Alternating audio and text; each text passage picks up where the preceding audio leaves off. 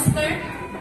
মোৰ শ্ৰদ্ধাৰ অধ্যক্ষ মহোদয়, লগতে মোৰ শ্ৰদ্ধাৰ শিক্ষক শিক্ষয়িত্ৰীসকল, মোৰ মৰমৰ ছাত্ৰ ছাত্ৰীসকল আৰু লগতে অভিভাৱকসকল।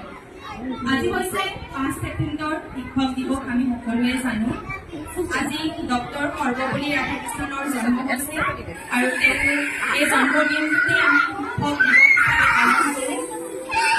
আৰু ডক্টৰ সৰ্বপল্লী ৰাধাকৃষ্ণন মহান পণ্ডিত আছিল, এজন শিক্ষক আছিল আৰু লগতে তেওঁ বহুতো জ্ঞানৰ অধিকাৰী আছিল।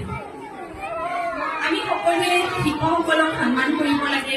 শিক্ষকসকলে যি কয় আমি শুনিব লাগে আৰু শিক্ষকসকলে আমাৰ কেতিয়াও বেয়া হোৱাটো নিবিচাৰে। সদায় শিক্ষকসকলে আমাৰ ভাল হোৱাটোৱে বিচাৰে।